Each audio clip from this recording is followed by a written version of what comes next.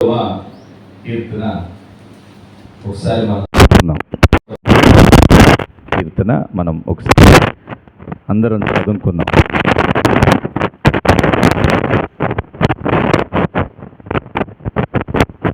యెహోవాను స్తుతించుడి, యెహోవా సేవకులారా ఆయనను స్తుతించుడి. యెహోవా నామమును స్తుతించుడి. ఇది మొదలుకొని ఎల్లకాలము యెహోవా నామము సన్నతింపబడునుగాక. సూర్యోదయం మొదలుకొని సూర్యాస్తమయం వరకు యెహోవా నామము స్తుతి నొందదగినది. యెహోవా అన్యజనుల అందరి ఎదుట మహోన్నతుడు, ఆయన మహిమ ఆకాశ విశాలమున వ్యాపించి ఉన్నది. ఉన్నతమందు ఆసీనుడై ఉన్న మన దేవుడైన యెహోవాను పోలి ఉన్నవాడెవడు? ఆయన భూమి ఆకాశములను వంగి చూడను అనుగ్రహించుచున్నాడు. ప్రధానులతో తన ప్రధానులతో వారిని కూర్చుండబెట్టుటకై ఆయన నేల నుండి దరిద్రులను లేవనెత్తువాడు, పెంట కుప్ప మీద నుండి బేదలను పైకెత్తువాడు. ఆయన సంతులేని దానిని ఇల్లాలుగాను, కుమారుల సంతోషము గల తల్లిగాను చేయును. యెహోవాను స్తుతించుడి, యెహోవాను స్తుతించుడి. ఇక్కడ మనం దేవుణ్ణి ఎందుకు స్తుతించాలి అనే విషయాన్ని మనం ఈరోజు ధ్యానం చేసుకుందాం. ఇక్కడ ఒక్క మాట, ఎప్పుడు వరకు ఆయన్ని స్తుతించవచ్చు అంటే, ఇది మొదలుకొని ఎల్లకాలం ఆయన్ని మనం స్తుతించాలి, నిరంతరం ఆయన్ని మనం స్తుతించాలి. సూర్యోదయం మొదలుకొని సూర్యాస్తమయం వరకు ఆయన్ని స్తుతించాలి. ఎందుకంటే ఆయన మహిమగల దేవుడు, ఉన్నతమైన దేవుడు, మన జీవితాల్లో ఏదైనా చేయగలిగిన దేవుడు ఆయన. ఆమేన్. ఏదైనా చేస్తాడు. నువ్వు నమ్మి ఆయన మాటకు లోబడితే ఆయన చేయలేనిదంటూ ఏది లేదు, దేన్నైనా చేయగలడు. ఇక్కడ ప్రధానులతో తన ప్రధానులతో వారిని కూర్చుండబెట్టుటకై ఆయన భూమి ఆకాశముల నుండి నిన్ను నన్ను వంగి చూస్తూ ఉన్న దేవుడు. అది నిరంతరమైన తండ్రి యొక్క పాత్ర. ఆయన విడిచిపెట్టే తండ్రి అయితే కాదు. అప్పుల భారాల్లో కొంతమంది పిల్లలు తల్లిదండ్రుల్ని విడిచి వెళ్ళిపోతారు, తల్లిదండ్రులు పిల్లల్ని విడిచి వెళ్ళిపోతారు. కానీ నా దేవుడు ఎప్పటికీ ఎన్నడూ విడిచిపెట్టని దేవుడు ఆయన. హల్లెలూయా. అంతేకాదు ఆయన ఎవరిని పైకెత్తుతాడు, లేవనెత్తాడంటే, ఆయన నేల నుండి దరిద్రులను లేవనెత్తువాడు. ఆయన దారిద్ర్యములో ఉన్న బిడ్డలను లేవనెత్తే దేవుడు. పరిస్థితులు తారుమారైపోయినప్పుడు ఆయన వారిని స్థితిగతులను మార్చగలిగిన దేవుడు. సో ఈ దేవుణ్ణి మనం అర్థం చేసుకోవడానికి ఈ దినం కొన్ని మాటలు మనం ధ్యానం చేసుకుందాం. మొదటి రాజుల గ్రంథము 17వ అధ్యాయం. 17వ అధ్యాయం ఈరోజు మనం ధ్యానం చేసుకుందాం. ఈ 17వ అధ్యాయం ఎవరి గురించి ఉంటుందో మీకేమన్నా కొద్దిగా ఐడియా ఉందా? 17వ అధ్యాయం ఏలియా గురించి. ఏలియా అనే గొప్ప దైవజనుడు, ప్రవక్త, దేవుని మనిషి గురించి ఉంటుంది. ఆయనకు దేవుడు చేసిన కార్యం, అంతేకాదు మరొక కుటుంబానికి కూడా, ఒక పేద విధవరాలకు కూడా దేవుడు చేసిన అద్భుతమైన కార్యం ఈ అధ్యాయం అంతట్లో ఉంటుంది. మరి ఈ అధ్యాయం ద్వారా దేవుడు నీతో, నాతో, నీ కుటుంబంతో, నా కుటుంబంతో ఏమి మాట్లాడినై ఉన్నాడో మనం విందామా? హల్లెలూయా. ఆసక్తితో మనం విందాం. మొదటిగా 2 నుంచి 7 వచనాలు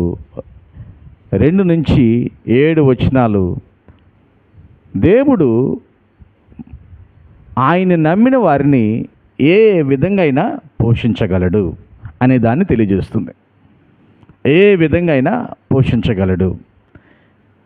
ఇక్కడ ఆశ్చర్యం ఏంటంటే, దేవుడు తన సేవకుణ్ణి పోషించటానికి ఈ సృష్టిలో ఉన్న కాకులను వాడుకున్నాడంట. కాకులను వాడుకున్నాడు. కాకి గురించి తెలియనిది ఏముందో మనకి? ఒకవేళ ఇంటి ముందు మనం మిగిలిపోయిన ఆహార పదార్థాలు పడవేస్తే తన్నుకుంటా తింటాయి కదా. తన్నుకుంటా 4-5 కాకులు తింటాయి. సామెత కూడా ఉంది ఆ కుక్కల గురించి అనుకుంటా. కాకులు కూడా అలాగనే ఆకులను లాగేసుకుంటా తింటాయి. మరి అటువంటి కాకి దేవుడు చెబితే ఒక వ్యక్తికి, దేవుని సేవకునికి ఆహారం తీసుకెళ్ళిందంట. ఎంత ఆశ్చర్యం, ఎంత అద్భుతం.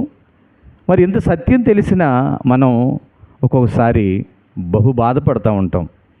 రేపు అనే పరిస్థితి ఏమైపోతామో, దానికి లేదు దీనికి లేదని దిగులు చెందుతూ ఉంటాం. కానీ దేవుడు ఈరోజు ఈ మాటలు మనకి ఆయన మీద విశ్వాసం బలపడటానికే మాట్లాడుతున్నాడని మనం గుర్తెరగాలి. దేవునికే మహిమ కలుగును గాక. చూడండి ఒకసారి 2వ వచనం నుంచి మనం చదువుదాం. 2వ వచనం. పిమ్మట యెహోవాకు అతనికి ప్రత్యక్షమై, నీవు ఇచ్చటి నుండి తూర్పు వైపునకు పోయి యొర్దానునకు ఎదురుగానున్న కెరూతు వాగు దగ్గర దాగియుండము. ఆ వాగు నీరు నీవు త్రాగుదువు. అచ్చటికి నీకు ఆహారము తెచ్చుటకు నేను కాకోలములకు ఆజ్ఞాపించుతినని అతనికి తెలియజేయగా, అతడు పోయి యెహోవా సెలవు చొప్పున యొర్దాను నది ఎదురుగానున్న కెరూతు వాగు దగ్గర నివాసము చేసెను. చూడండి, దేవుడు చెబుతున్నాడు, ఇప్పుడు కరువు వస్తుంది. ఈ కరువుకి నువ్వు దాటిపోవటానికి, ఈ కరువులో నువ్వు పోషించబడటానికి నీవు యొర్దాను నది దగ్గరికి వెళ్ళి అక్కడ ఉండు.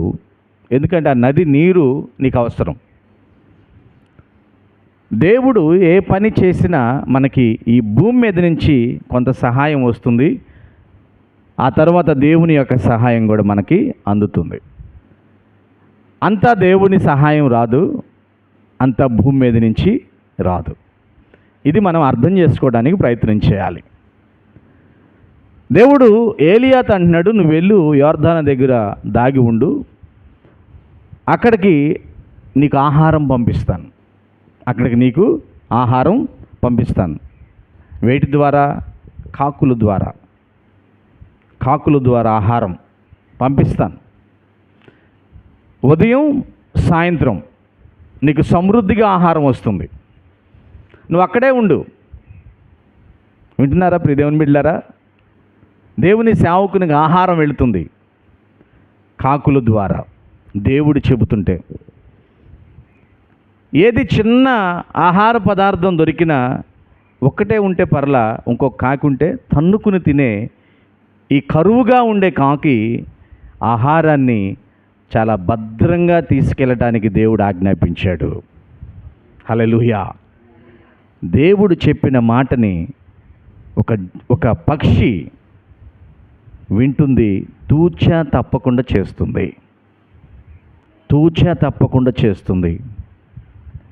ఎంత శ్రద్ధ చూడండి దేవుని మాట అంటే. ఆ కాకి ఏమేం తీసుకెళ్ళిందంట చూడండి అక్కడ 6వ వచనం. అక్కడ కాకోలములు ఉదయమందు రొట్టెను మాంసమును, అస్తమయమందు రొట్టెను మాంసమును అతని యొద్దకు తీసుకుని వచ్చుచుండెను. అతడు వాగు నీరు త్రాగుచు వచ్చెను. ఏమేం తీసుకెళ్ళిందంట చెప్పాలి మీరు అందరు నోటితో. ఏం తీసుకెళ్ళి? రొట్టె అనండి, రొట్టె మాంసము. రొట్టె మాంసం. మరి దేవుడు ఎక్కడి నుంచి పంపించాడో కాకికి మాత్రమే తెలుసు. ఎక్కడ ఆ రొట్టెను రెడీ చేసి ఉంచాడో కాకికి మాత్రమే తెలుసు. దేవుడికి తెలుసు. తిన్న ఆయనకు కూడా తెలియదు. స్వీకరించిన ఏలియాకు కూడా తెలియదు. అర్థమవుతుందా?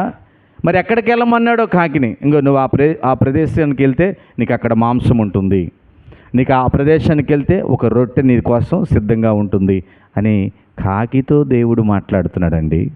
హల్లెలూయా. ఈరోజు మనం చాలాసార్లు ఆ సమృద్ధిని కోల్పోతూ దీనస్థితిలో, భేదస్థితిలోకి వెళ్ళిపోతున్నాం.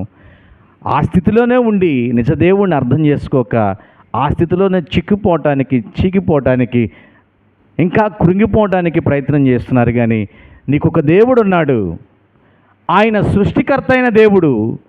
ఆయన ఈ సృష్టిలో ఉన్న ప్రతి దానిని లోపరుచుకోగలిగిన దేవుడు. సృష్టి మొత్తం ఆయన మాట వింటుంది, మరి నేనెందుకు ఆయన మాట వినకూడదు అని ఆలోచించి ఆ దేవుణ్ణి తెలుసుకుని ఆయన వైపుగా నువ్వు తిరగగలిగితే ఆయన నీకు సమృద్ధిని ఇచ్చే దేవుడు. ఆమేన్. సృష్టికర్త అయిన దేవుడు ఆయన. ఈ సృష్టిని కలుగు చేసిన దేవుడు. ఈరోజు చాలామంది ప్రార్థన చేస్తున్నప్పుడు ఆ ప్రార్థనలో తెలియకో లేకపోతే ఎక్కడో విన్నావు పదాలు వాడుతూ ఉంటాం. ప్రభువా, ఫలానా చోట ప్రార్థన ఉంది, మేము ఆ ప్రార్థనకు వెళుతున్నాం, అక్కడ చక్కగా ప్రార్థన జరగాలి, అంతవరకు బాగుంది. తర్వాత ఈ వాతావరణాన్ని నువ్వు స్వాధీనపరుచుకో అంటారు. విన్నారు ఎప్పుడన్నా? ఈ వాతావరణాన్ని ఎవరు స్వాధీనపరచుకోవాలి? అది ఎవరు అప్పచెబుతున్నారు? నవ్వు వచ్చిద్దా రాదా? ఒకసారి ఆలోచించండి. ఈ వాతావరణాన్ని నువ్వు స్వాధీనపరచుకో ప్రభువా అని నేను చెబితే దేవుడు స్వాధీనపరచుకుంటాడా? దేవుడిది ఈ సృష్టి అంతా ఎవరిది? స్వాధీనపరచుకోమని మనం కదా ఆజ్ఞాపించాల్సింది. ప్రభువా, ఈ వాతావరణంలో ఎటువంటి ఇబ్బంది లేకుండా మాకు అనుకూలంగా మీరు ఇవ్వండి. హల్లెలూయా. ఈ మాటలు వింటున్నప్పుడు అర్థమవట్లా, కాకి ఎవరి స్వాధీనంలో ఉంది? దేవుని స్వాధీనంలో ఉంది. కాబట్టి ఎక్కడికి వెళ్ళమన్నాడు అక్కడికే వెళుతుంది. ఎక్కడ ఆ మాంసం ఉంటుందో దాన్ని పట్టుకుంటుంది ముక్కుతో, ఎక్కడ రొట్టె ఉంటుందో ముక్కుతో పట్టుకుంటుంది. ఎక్కడికి వెళ్ళాలా కూడా ఏలియా ఎక్కడుంటే అక్కడికి వెళ్ళి ఆయన ముందు వేస్తుంది. ఏలియా ఉదయం ఆహారం తింటున్నాడు, సాయంత్రం ఆహారం తింటున్నాడు. హల్లెలూయా. చక్కగా పోషించాడు దేవుడు. ఏమైందంటే ఇలా పోషిస్తూ ఉన్నాడు. ఒకానొక సమయం వచ్చేవరకు యోర్దానులో నీళ్లు ఎండిపోయినవి. కరువు కదా, వర్షమైనను మంచైనను పడదని చెప్పాడు. ఈయనే ఏలియా గారే చెప్పాడు. 3.5 సంవత్సరం నీరు వర్షం లేదు కదా, మంచు లేదు కదా, అంతా ఎండిపోయింది, భూమి ఎండిపోయింది, యోర్దానులో వచ్చే నీళ్లు ఎండిపోయినాయి. ఇప్పుడు మరేంటి? ఇప్పుడు కాకి ఏం తీసుకొచ్చిద్ది? అవసరమైతే రొట్టె మాంసం తీసుకొచ్చిద్ది, కానీ నీరు కావాలా లేదా మనిషికి? వింటున్నారా? కావాలంటారా వద్దంటారా నీరు? నిజమేనా? మరి ఇప్పుడు యోర్దాను ఎండిపోయింది, ఇప్పుడు ఏం చేయాలి? యోర్దాను ఎండిపోయేటప్పటికి దేవుడు ఏలియాతో మాట్లాడుతూ ఉన్నాడు. హల్లెలూయా. ఎంత మంచి దేవుడు అండి. ఆ మంచిని మనం అర్థం చేసుకోవట్లేదు. ఎంత ప్రేమ కలిగిన దేవుడు. ఆ ప్రేమమయుని యొక్క ప్రేమను మనం తెలుసుకోలేకపోతున్నాం. ఒక ద్వారం ముయ్యబడుతున్నప్పుడు మరొక ద్వారాన్ని ఆయన తెరిచే దేవుడు ఆయన. హల్లెలూయా. చాలామంది అయ్యో ఇక్కడ అయిపోయింది నా జీవితం, మరి ఎలా నేను బ్రతికేది, ఏంటి నా జీవితం అనుకుంటున్నారు. నువ్వు ఖచ్చితంగా ఆ సృష్టికర్త అయిన దేవుడు, ఆ రక్షకుడైన దేవుడు, ఆ తండ్రిగా మనల్ని పోషించి జాలిపడే ఆ దేవుని వైపు మన దృష్టి ఉంచి విశ్వాసంతో మనం ఆయన్ని వెతుకుతుంటే అన్ని సమయాల్లో మన పోషణకర్త ఆయనే. హల్లెలూయా. అన్ని సమయాల్లో మన పరిస్థితులను స్థితిగతులను మార్చగలిగిన దేవుడు ఆయనే. ఇంకెవరు లేరండి, ఆయన తప్ప ఇంకెవరు లేరు. అందుకే ఆయన నిత్యము స్తుతించాలి. అందుకే ఆయన మహోన్నతను బట్టి మనం ఆయన నామాన్ని గానము చేయాలి, ఆయన ఆరాధించాలి. చక్కని పాట పాడారు కదా, నిత్యము స్తుతించిన నీ రుణము తీర్చలేను, సమస్తము నీకిచ్చిన నీ త్యాగము మరువలేను. నిత్యము స్తుతించిన నీ రుణము తీర్చలేను, సమస్తము నీకిచ్చిన నీ త్యాగము మరువలేను. రాజా రాజా రాజా, దేవా దేవా దేవా, దేవాతి దేవుడవు, రాజా రాజా రాజా రాజాతి రాజువు నీవు, దేవా దేవా దేవా దేవాతి దేవుడవు. ఆయన ఎప్పుడు స్తుతించినా, నిరంతరము గణపరిచిన, ఇంకా మనము ఆయనకి రుణస్థులమే. అంత గొప్ప దేవుడు. నిత్యము కొన్ని కోట్ల దేవదూతలు ఆయన్ని పరిశుద్ధుడు పరిశుద్ధుడు అని ప్రతిగానాలతో స్తుతిస్తూ ఉంటే, భూమి మీద ఉన్న మానవుడు దేవుడిని గుర్తెరగలేక, ఈ లోకంలో సృష్టికర్త అయిన దేవుణ్ణి గ్రహించలేక, ఈ సృష్టిలో ఉన్న వాటిని వెతుకుతూ, సృష్టిలో ఏదో దొరుకుతుందని సృష్టినే ఆరాధిస్తూ ఉన్నాడు. ఎంత అండత్వమో, ఎంత గురుడితనమో కదా.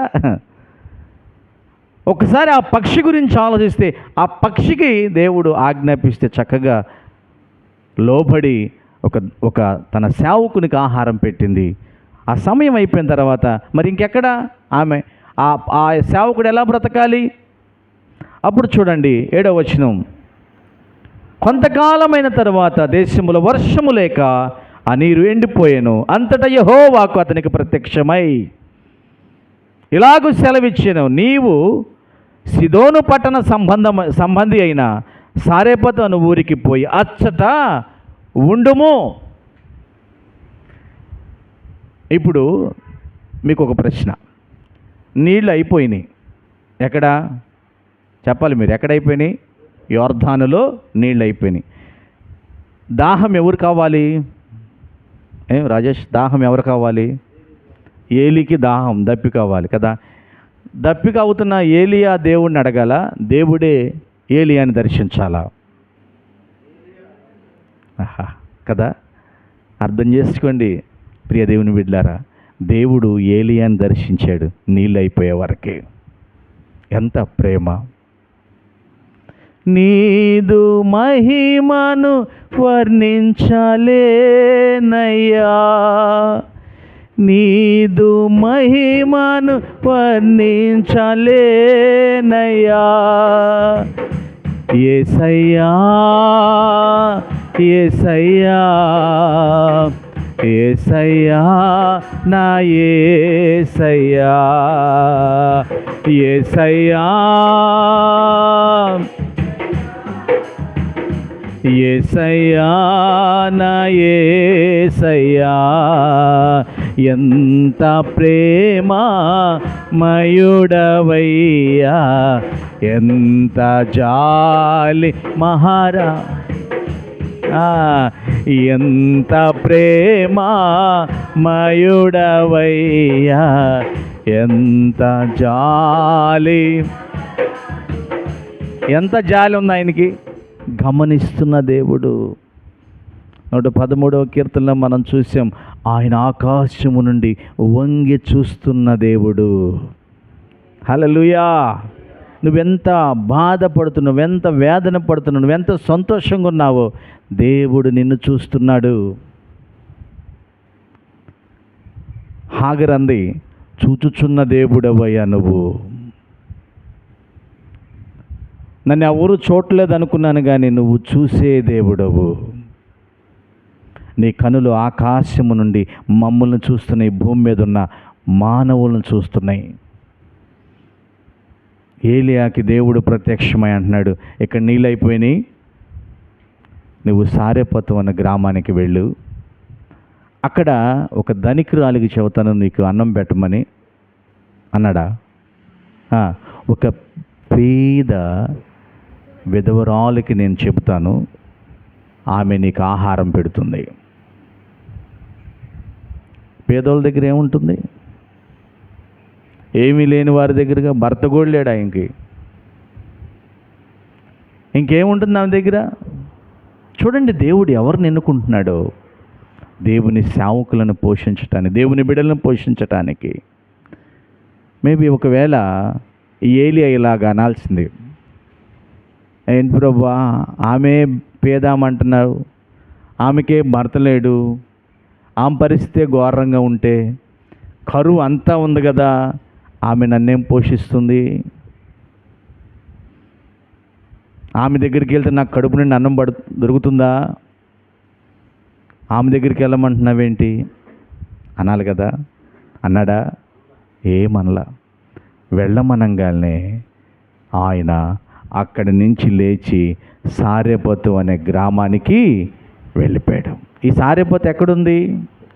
తూరు సీదోనుల పట్టణాల మధ్య ఉందంట. ఇది తూరు సీదోనుల పట్టణాలకి మధ్యధరా సముద్రం దగ్గరలో. అక్కడికి ఏలియా లేచి బయలుదేరి వెళ్ళాడు. ఎక్కడికి వెళ్తున్నాడు తెలుసా? సారెపతు. ఎక్కడి నుంచి వెళ్తున్నాడు తెలుసా? ఆయన నివాసం ఉన్న కాడి నుంచి బయలుదేరి దూరంగా వెళ్ళిపోతున్నాడు. అన్నిటిని విడిచి దూరంగా సారెపతు అనే ఒక విధవరాల దగ్గరికి వెళ్తున్నాడు పోషించబడటానికి. హల్లెలూయా. అక్కడికి వెళ్ళాడండి. ఆ ఊరు ప్రారంభం, ఆ ఊరు ఎంట్రన్స్ ఉంటుంది కదా, అక్కడికి వెళ్ళి నుంచున్నాడు. ఎంట్రన్స్లోనే ఈమె కనపడ్డది. ఈమె ఏం చేస్తుంది? చదువమ్మ, ఈమె ఏం చేస్తుంది? అందుకతడు లేచి సారెపతునకు పోయి పట్టణపు గవిని యొద్దకు రాగా ఒక విధవరాలు అచ్చట కట్టలు ఏరుచుండగా చూచి ఆమెను పిలిచి త్రాగుటకి పాత్రలో కొంచెము నీళ్లు నాకు తీసుకొని రమ్మని చూడండి. ఆమె కనపడంగానే ఫస్ట్ ఏం అడిగాడు? మరి చెప్పండి, ఏం అడిగాడు? నీళ్లు. ఎందుకంటే నడిచి వచ్చాడు కదండి, దూర ప్రాంతం నుంచి నడిచి వచ్చాడు కదా. ఫస్ట్ ఏమి దాహం కదా మనిషికి అయ్యేది. ఏమడిగాడు? మంచినీళ్ళు అడిగాడు. నీళ్ళు ఇచ్చింది, దాహం తీరింది. ఇప్పుడు మాట్లాడుతున్నాడు. ఆమె నీళ్లు తేబోచుండగా అతడు ఆమెను మరలా ముందుగానే వెంటనే ఇంకొక మాట అడుగుతున్నాడు. ఆ నీళ్లతో పాటు ఏం కావాలంటే ఆయనకి? నాకు ఒక రొట్టె ముక్కను నీ చేతిలో తీసుకొని రమ్మని చెప్పాను. అయ్యో, ఆమె నీళ్ళే కదా అనుకుని వెళుతుంది. అంటే ఇంకక్కడ నీరు దొరుకుతుంది. అక్కడ యోర్దాను దగ్గర నీరు దొరకట్లేదు. ఈ సారెపతులు ఏముంది? నీరుంది, త్రాగడానికి నీళ్లున్నాయి. కాబట్టి నీళ్ళు అడిగాడు. ఆమె నీళ్లు తీసుకొద్దామని ఆమె ఇంట్లోకి వెళ్ళబోతుంటే ఆ పుల్లలు ఏరుకునే వల్ల ఏమంటున్నాడు? అమ్మ, నీళ్ళు ఇవ్వాలనుకున్నావు కదా, అదే చేత్తో ఒక రొట్టె కూడా తీసుకురామ్మా. ఒక రొట్టె కూడా తీసుకొస్తావు కదా, తీసుకురమ్మా. వెంటనే ఆమె సమాధానం చెబుతుంది. ఇప్పుడు ఆమె పరిస్థితి చెబుతుంది, ఆమె స్థితి ఎలాగుందో చెబుతుంది. ఏం చెబుతుంది చూడండి ఒకసారి. అందుకామె నీ దేవుడైన యెహోవా జీవము తోడు తొట్టెలో పట్టెడు పిండియు బుడ్డిలో కొంచెము నూనెయు, కొద్దిగా నూనె ఉంది, నా యొద్దనున్నవే గాని అప్పకమొకటైనను లేదు. మేము చనిపోక ముందు నేను ఇంటికి పోయి వాటిని నాకును నా బిడ్డకును సిద్ధము చేసుకొనవలెనని కొన్ని పుల్లలు ఏరుటకే వచ్చి తినను. అది అసలు నేను ఎందుకు వచ్చాను అనుకుంటున్నారు? మీకు కనబడడానికి కారణం ఏంటనుకుంటున్నారు? మా ఇంట్లో కొద్దిగా పిండి ఉంది, కొద్దిగా నూనె ఉంది, పుల్లలు లేవు. పుల్లల కోసం వచ్చా. విచిత్రం ఏంటంటే పంటలు లేవు, కరువు. ఇప్పుడు దాకా ఉన్నదంతా తినేసాం, ఇంకా కొద్దిగా ఉంది. ఈ కొద్దిగా కూడా తిందామనుకుంటే పుల్లలు లేవు, వండుకుందామంటే పుల్లలు లేవు. పుల్లల కోసం వచ్చాను. ఇప్పుడు ఈ పుల్లలు తీసుకుని వెళ్ళి నేను ఆ రొట్టె చేసుకుని మేము తినేస్తాం. ఆ తర్వాత ఇక మాకు తిండి లేదు. ఎంతకాలం ఆ ఓపికతో బ్రతకగలమో బ్రతికి ఏమైపోతాం? చనిపోతాం. అంటే మేము చావక ముందు ఆ రొట్టె తిని బ్రతకాలి అనే ఉద్దేశంతో ఇక్కడికి వచ్చాం. అమ్మా, అర్థమవుతుందా? దేవుని మనిషి గారు అని చెప్పి ఆయనతో మాట్లాడుతూ ఉంది ఆ తల్లిగారు. ఆయన ఏమంటున్నాడు? అప్పుడు ఏలియా ఆమెతో ఇట్లా నేను భయపడవద్దు, పోయి నీవు చెప్పినట్లే చెయ్యి. అయితే అందులో నాకు ఒక చిన్న అప్పము, నువ్వు చెప్పిన ప్రకారమే ఇంటికెళ్ళు, నువ్వు చెప్పిన ప్రకారమే ఆ కొద్దిగా నూనెతో ఆ పిండితో రొట్టెలు కాల్చు. కానీ ఫస్ట్ నాకు ఒక చిన్న రొట్టె తీసుకొచ్చి తీసుకొని రమ్ము. తరువాత నీకును నీ బిడ్డకును అప్పములు చేసుకొనుము. భూమి మీద ఇప్పుడు ఒక అవార్డు ఇవ్వబోతున్నాడు, ఒక గొప్ప ఆశీర్వాదం. భూమి మీద యెహోవా వర్షము కురిపించు వరకు ఆ తొట్టిలో ఉన్న పిండి తక్కువ కాదు, బుడ్డిలో నూనె అయిపోదని. ఇది ఇప్పుడు నువ్వు కానీ భయపడకుండా, వింటున్నారా, భయపడకుండా ఈ పనిగా నువ్వు చేసావనుకో, ఆ తర్వాత ఏమవుతుంది తెలుసా? ఇప్పుడు కొద్దిగా ఉందంటున్నావే పిండి, ఇప్పుడు కొద్దిగా ఉందంటున్నావే నూనె, ఆ పిండి అయిపోదు, ఆ నూనె అయిపోదు. 15వ వచనం, ఇశ్రాయేలు దేవుడైన యెహోవా సెలవిచ్చి ఉన్నాడనను. అంతటా ఆమె ఏమంటున్నాడు? ఎవరు చెప్పారు ఈ మాట? మన దేవుడైన యెహోవా సెలవిచ్చి ఉన్నాడు. దేవునికే మహిమ కలుగును గాక. అర్థం చేసుకోమ్మా, భయపడద్దు. నీవు నన్ను పోషిస్తావు, నిన్ను పోషించటానికి దేవుడు తన వాక్కున నీ దగ్గరికి పంపించాడు. హల్లెలూయా. నీవు నన్ను పోషిస్తావు, నీ కుటుంబానికి పోషణ దొరుకుతుంది. కానీ ఈ మాట తెలియచేయటానికి దేవుడు నన్ను యోర్దాను దగ్గర నుంచి ఈ సారెపతు ఊరికి నన్ను పంపించాడు. భయపడమాక. అయ్యో అని దిగులుతో వచ్చి పొలలు ఏరుతున్నావు కదా, అయ్యో ఈ రొట్టెతో ఇంకా మా జీవితం అయిపోయింది అనుకుంటున్నావు కదా, ఇక మాకు బ్రతుకు లేదు, ఇక మా జీవితం ఇంతవరకే అని నీవే లెక్కలు వేసుకుని ఉంటావు కదా. కానీ మీకు ఒక జీవం ఉంది, అది దేవుడైన యెహోవా నా ద్వారా పంపించాడు. ఆమేన్, హల్లెలూయా. మీ జీవితం ఆగిపోలేదు, మీ జీవం ఆగిపోలేదు, మీకు ఇంకా జీవం ఉంది, ఇంకా బ్రతకడానికి అవకాశం ఉంది. ఆ మాట తెలియజేసి ఆ సమృద్ధి ఎలా వస్తుందో, ఇదిగో ఆయన సేవకుడైన నా ద్వారా ఈ మాటను పంపించాడు. దయచేసి ఈ మాట నమ్ము, భయపడమాక. దేవునికి మహిమ కలుగును గాక. దయచేసి ఈ మాట నమ్ము. ప్రియదేవుని బిడ్డలారా, మనం దేవుని మాట నమ్మాలి, భయపడకూడదు. ఏమైనా చేయగలడు, కథ మొత్తం మార్చగల, నీ నామముకే మహిమంతా తెచ్చుకుందువు. ఏమైనా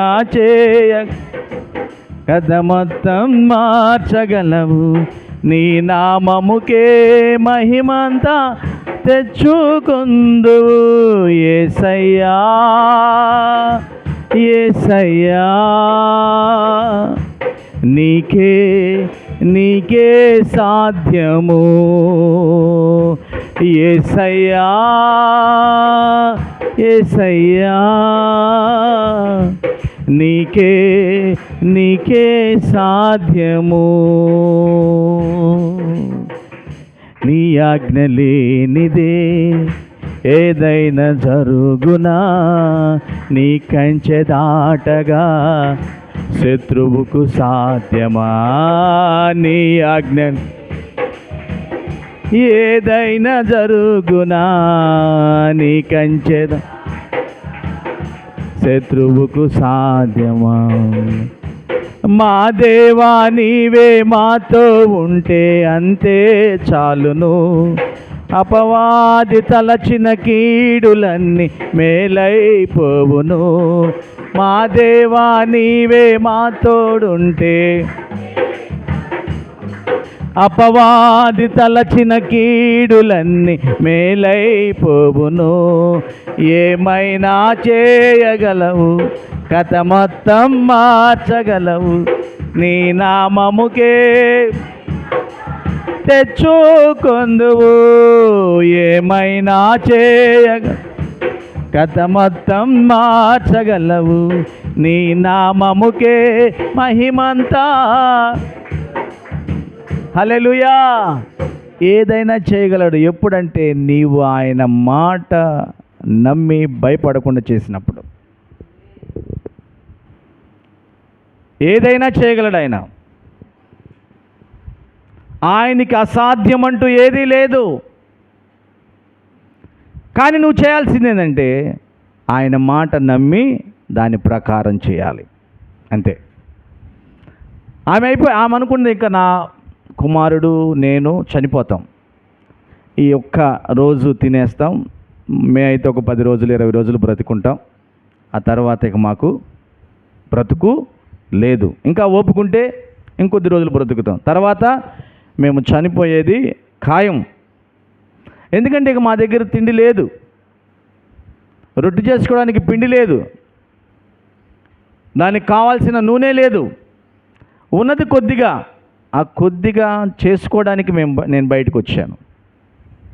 ఇప్పుడేమో నువ్వు దానిలో ఫస్ట్ది నాకు ఇవ్వు అంటున్నావు. ఇప్పుడు నీకు ఇస్తే మరి మాకు తగ్గిపోతుందంటే, మాకు తగ్గిందంటే మేము ఇంకో 5-10 రోజుల ముందు చనిపోతాం. అర్థమవుతుందా? ఒక 5 రోజులు 10 రోజులు, ఎందుకంటే తక్కువ తినాల్సి వస్తుంది కదా. ఇది ఒక మంచి నిర్ణయం తీసుకునే సమయం. కానీ ఆ బీద విధవరాలు ఒక చక్కటి నిర్ణయాన్ని తీసుకుంది. దేవునికే మహిమ కలుగును గాక. ఆ నిర్ణయం తీసుకునేటప్పుడు దేవుడు ఒక చక్కటి మాట కూడా ఇచ్చాడు. నువ్వు కానీ ఆ పని కానీ చేసావంటే నీ తొట్టిలో పిండి అయిపోదు, బుడ్డిలో నూనె కూడా అయిపోదు. ఇది దేవుడు చెప్పిన మాట.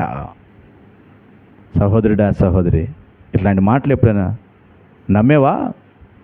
నమ్ముతూ నీ జీవితాన్ని ముందుకు సాగిస్తున్నావా?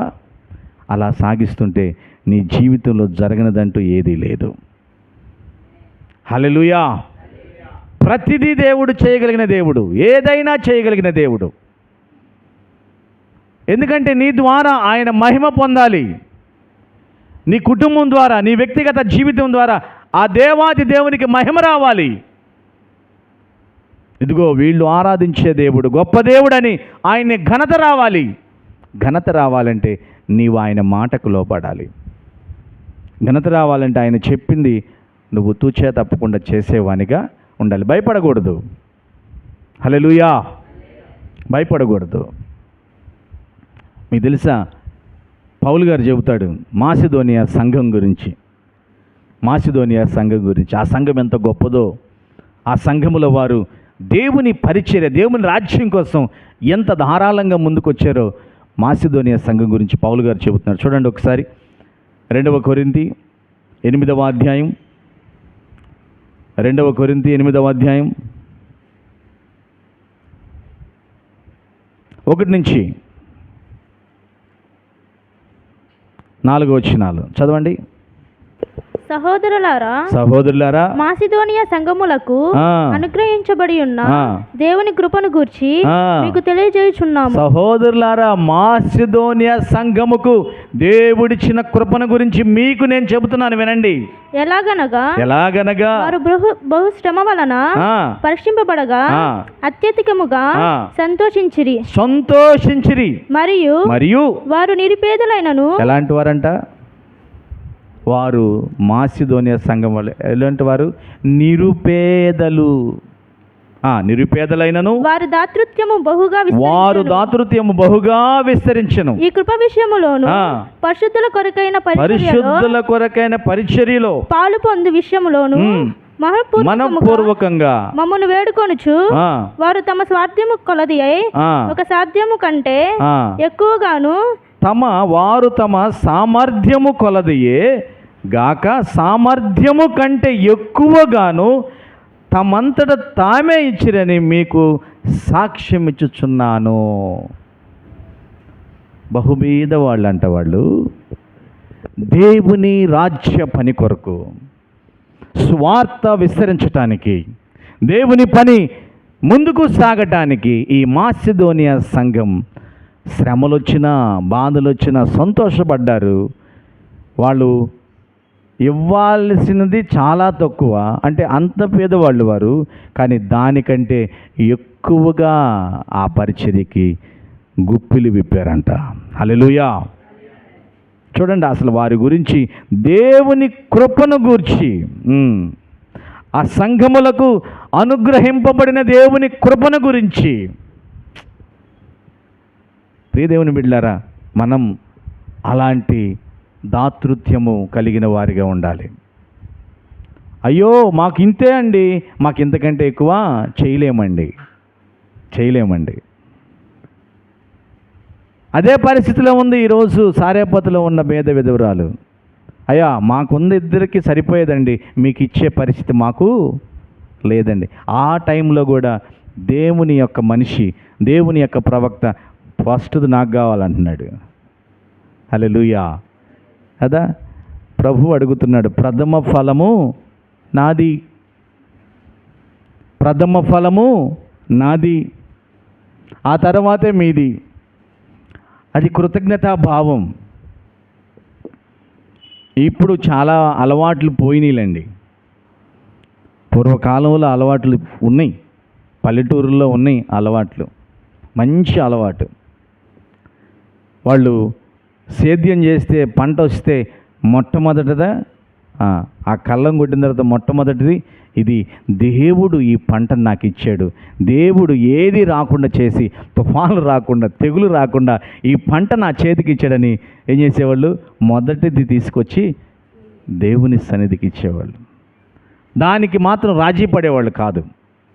అవి చేసిన తర్వాత ఆ మొదటి ఆ గింజలు మిల్లులో వేసిన తర్వాత ఆ మొదటి గింజలు నానబెట్టి బెల్లం అదంతా కలిపి ప్రార్థన పెట్టి అందరికి గుప్పిళ్ళు పెట్టేవాళ్ళు. మా దేవుడు మాకు మంచి పంట ఇచ్చాడు, ఇదిగో మీరు కూడా తినండి అని.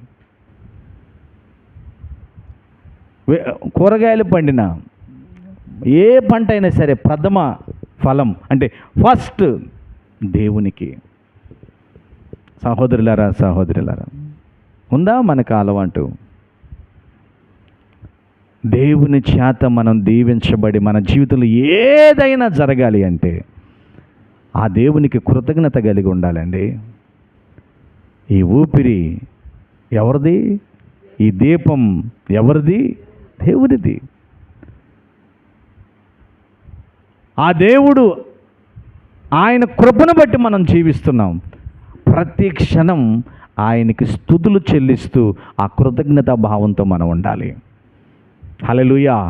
మాసిదోనియా సంఘం బహు పేదలంట, కానీ వాళ్ళు ఇచ్చే విషయంలో దేవుని రాజ్యం కోసం, పరిశుద్ధుల యొక్క పరిచర్య కోసం వాళ్లకు సామర్థ్యం కంటే ఎక్కువ ఇచ్చారంట.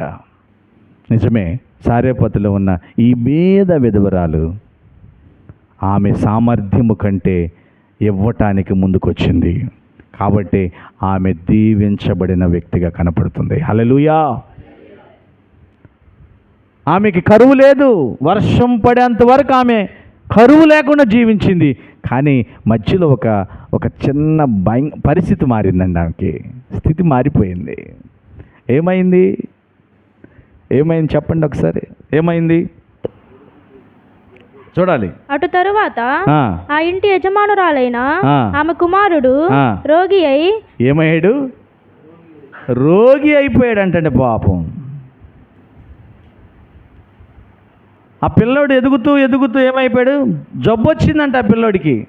బాగా సాగుతుందండి జీవితం. దేవుని భక్తిలోనే ఉన్నాం, దేవుడు చెప్పిందల్లా చేస్తున్నాం. హలో. కానీ ఒక్కసారిగా పరిస్థితి మారిపోయింది. ఇప్పుడు ఆ బిడ్డ ఏమైపోయాడు? బిడ్డకి బాగాలేదు, అనారోగ్యం వచ్చింది. ఏమైపోయాడంట? చనిపోయాడంట. అప్పుడు ఆమె ఏమంటుంది? ఎవరి మీద నిందేస్తుంది? ఏలియా మీద నిందేయటానికి వెళ్ళింది. చూడండి 18వ వచనం. ఆమె ఏలియాతో, దైవజనుడా, నా యొద్దకు నీవు రానిమిత్తమేమి? ఎందుకు వచ్చావయ్యా? అసలు ఇన్ని సంవత్సరాలు మేము బ్రతికే వాళ్ళం కాదు కదా, ఆ 2 రొట్టెలు చేసుకుని బ్రతికినంత కాలం బ్రతికి చచ్చిపోయేవాళ్ళం కదా, అసలు మా దగ్గరికి ఎందుకు వచ్చేవయ్యా? రానిమిత్తమేమి? నా పాపము నాకు జ్ఞాపకము చేసి నా కుమారుని చంపుటకై నా యొద్దకు వచ్చితవా అని మనవి చేయగా. అంటే వచ్చి మాకు సమృద్ధినిచ్చినట్టు ఇచ్చి, మేము ఎంత ఘోరమైన పాపులమో మేము గ్రహించి ఆ పాపానికి తగిన శిక్షను అనుభవింపజేయడానికి వచ్చేవా? ఏమండి, సారేపతిలో ఉన్న ఆ పేద విధవరాలు పాపం చేసిందా? ఏమో తెలియదు. కానీ మనుషులందరూ పాపము చేసిన వారే, ఏ భేదము లేదు. అందరూ పాపము చేసి దేవుడు అనుగ్రహించు మహిమను అందరూ పాపం చేశారు, అందరూ నరకానికి పాత్రులే. ఇది అర్థమవుతుందా మీకు? భూమి మీద ఉన్న ప్రతి మనిషి ఎక్కడికి వెళ్ళాలి తెలుసా? నరకానికే వెళ్ళాలి. కానీ ఆప్షన్ ఇచ్చాడు, అవకాశం ఇచ్చాడు నరకాన్ని నుంచి నిత్య రాజ్యానికి రావడానికి ప్రభువైన యేసుక్రీస్తు మాత్రమే. ఆమేన్, హల్లెలూయా. ఆయనే అవకాశం ఇచ్చాడు. ఇక్కడ ఆ మాట అనగానే దైవజనుడికి కూడా ఏం అర్థం కావట్లా, అయోమయ పరిస్థితిలో ఉన్నాడు. ఏమంటే అతడు నీ బిడ్డను నా చేతికిమ్మని చెప్పి ఆమె కౌగిటిలో నుండి వానిని తీసుకొని తానున్న పై అంతస్తు గదిలోనికి పోయి తన మంచం మీద వాని పరుండబెట్టి యెహోవా, ఇక్కడ చూడండి, ఈయన ప్రార్థన చూడండి. యెహోవా నా దేవా నన్ను చేర్చుకునిన ఈ విధవరాలి కుమారుని చంపునంతగా ఆమె మీదకి కీడు రాచేసితివా? ఏందయ్యా పంపించావు ఆమె పోషిస్తుందని? మా అర్థమవుతుందా? నన్నేమో పంపించావు ఆమె పోషిస్తుంది పో అని. నేను వచ్చాను, నువ్వు చెప్పినట్టే నేను చేశాను, ఆమె ద్వారా నేను పోషించబడుతూ ఉన్నాను. ఇప్పుడేమో ఆ బిడ్డ చనిపోయింది.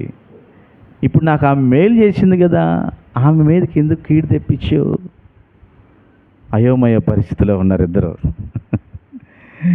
ఈరోజు దేవుని నమ్మిన చాలామంది అయోమయ పరిస్థితిలో ఉండి సేవకుడిని అడుగుతున్నారు. వాళ్ళకి అయోమయం, సేవకుడికి ఏం అర్థం కావట్లా. ఇప్పుడు జరుగుతున్నవే అప్పుడు జరిగినాయి. ఎందుకు జరిగింది నాకు ఏం చెబుతాడు? ఆయనకు తెలిస్తే కదా. ఆయన అయోమయ పరిస్థితిలో ఉన్నాడు. నిజమే కదా ప్రభువా, నువ్వు చెప్పినట్లు నేను చెప్పాను, ఆమె నన్ను పోషించింది కదా, పోషించిన ఆమె సమృద్ధిలో ఉండాలి, మంచి ఆరోగ్యం కలిగి ఉండాలి. మరి అలా కుమారుడు చనిపోవటం ఏంది? ఆమె వచ్చి నన్ను క్వశ్చన్ అడుగుతుంది, ప్రశ్న వేస్తుంది. ఏంది నేనేం చేశానని? నా పిల్లవాడిని చంపేసావు, ఎందుకు వచ్చావు మా ఇంటికి? అబ్బా, ప్రపంచంలో ఈ ప్రశ్న కొన్ని కోట్ల మందికి ఉంది. ఎందుకు వచ్చావు? పాస్టర్ గారికి అర్థం కావట్లా, దైవజనుడికి అర్థం కావట్లా, ప్రవక్త గారికి అర్థం కాక దేవుని యొద్దకు వెళ్ళి ఆ పిల్లని తీసుకుని అంటున్నాడు, అయ్యా ఎందుకు ఆ మీద కీడు తెప్పించావు? నన్ను పోషించింది కదా అయ్యా అని చెప్పి మొర్ర పెట్టాడంట ఆమెకి. దేవునికి మొర్ర పెట్టాడు. ఎందుకు తెచ్చాడు? మీరు ఎవరైనా ఒక మాట చెప్పండి, ఎందుకు వచ్చిందంటారు? ఎక్కువ సమయం వద్దు, త్వరగా. ఎందుకు ఆ శ్రమ? ఎందుకు ఆ బాధ? ఏమి లేదా? ఆన్సర్ ఏమి రాదా? పరీక్ష పెట్టాడా? ఒకటే పరీక్ష పెట్టాడు అనుకోవాలి. ఎందుకు పరీక్ష? ఎందుకు పరీక్ష? బరాయించిద్దా లేదా ఒకటి, ఇంకా మోసిద్దా లేదా రెండు, ఆమె తెలుసుకుంటుందా లేదా ఇంకా చెప్పండి. మళ్ళీ ఆలోచించాలి. ఎందుకు? ఆమె పాపం మేలే చేసింది కదండి, కీడేం చేయలేదుగా ఇంకనక. మరి ఎందుకు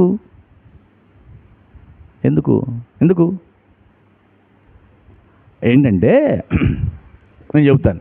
ఇప్పుడు మా జోసెఫ్ ఉన్నాడు, బాగా ప్రార్థన చేస్తున్నాడు. వాళ్ళమ్మ నాన్న సేవకు చేస్తున్నారు కదా, బాగా ప్రార్థన చేస్తా ఆయన అన్నాడు, ప్రభువా నాకు ఒక మంచి ఉద్యోగం ఇయ్యి, నేను నీకు కృతజ్ఞత కలిగి నేను నీ పరిచర్యకి ఉపయోగపడతాను లేదా సహకరిస్తాను అన్నాడు. దేవుడు ఆయన ప్రార్థన ఆలకించి, అమ్మ నాన్న ప్రార్థన, వాళ్ళ అన్నయ్య ప్రార్థన, మీ అందరి ప్రార్థన ఆలకించి దేవుడు ఒక చక్కటి జాబ్ ఇచ్చాడు. 1 సంవత్సరం అయింది, 2 సంవత్సరాలు అయింది. జాబ్ని ఎంజాయ్ చేస్తున్నాడు కానీ దేవుని కృతజ్ఞత కలిగి లేడు. ఏం చేస్తున్నాడు? ఈ జాబు నేను చదువుకోవటం వల్ల, నాకున్న తెలివితేటల వల్ల, నాకున్న జ్ఞానం వల్ల నేను తగ్గించుకుని ఎక్కడ ఏం చేయాలో చేసినందువల్ల వచ్చింది కానీ అని అనుకుంటూ ఏం చేస్తున్నాడు? జాబ్ని ఎంజాయ్ చేస్తున్నాడు, ఫ్యామిలీ ఎంజాయ్గా ఉంది. ఇప్పుడు తిరిగి దేవుని వైపు చూడాలంటే ఏం చేయాలి? ఏమైనా చేయగలవు, కథ మొత్తం మార్చగలవు, నీ నామముకే మహిమంతా, ఏమైనా చేయగలవు, కథ మొత్తం మార్చగలవు, నీ నామముకే కదా. ఏమైనా చేస్తాడు అప్పుడు. ఎందుకు? ఎవరికి రావాలి మహిమ? ఆయన ఎవరికి ఇస్తున్నాడు? ఆయనకే. మేబీ ఏదో జరిగింది, మర్చిపోయారు.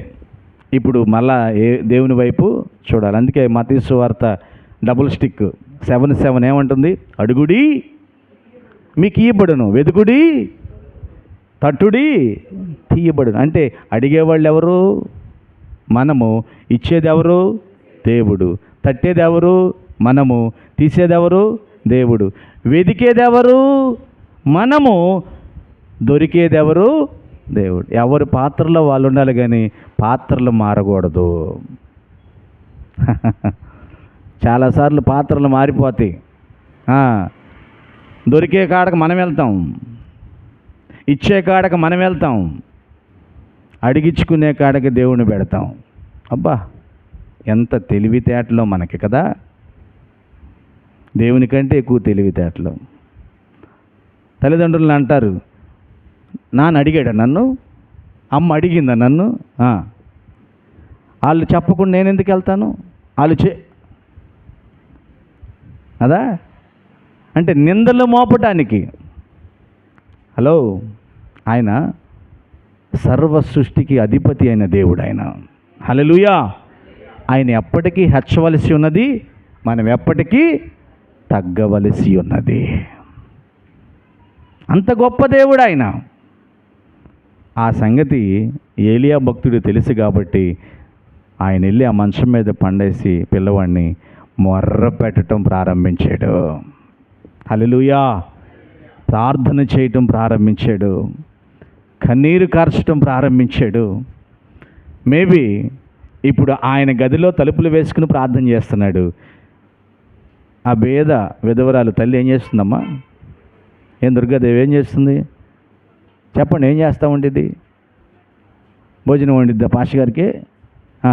ఆమె కూడా ప్రార్థన చేస్తుందండి. ఖచ్చితంగా ఆమె ప్రార్థన చేసింది. ఆమెకు అర్థమైంది, ఆమె తెలిసింది, అయ్యా నాదేమన్నా దీంట్లో ప్రభువా, నేనేమన్నా పొరపాటున పాస్టర్ గారిని ఏమన్నా అన్నానా? ప్రభువా క్షమించి, ముందు నా బిడ్డను బ్రతికించయ్యా. ఎప్పుడో పోవాల్సిన వాళ్ళని ఇప్పుడు దాకా బ్రతికించావు కదా ప్రభువా. రోగంతో తీసుకోబాక ప్రభువా. చనిపోయిన వాడు తిరిగి బ్రతకటం అనేది బైబిల్లో మొట్టమొదటిసారి ఇదే. ఇప్పుడు ఏలియాకే ఇతను బ్రతుకుతాడనే సంగతి తెలియదు, బ్రతికించగలిగిన దేవుడే. హల్లెలూయా. ఆమెకైతే అస్సలు తెలియదు. చచ్చిపోయాడంటే చచ్చిపోయినట్టే.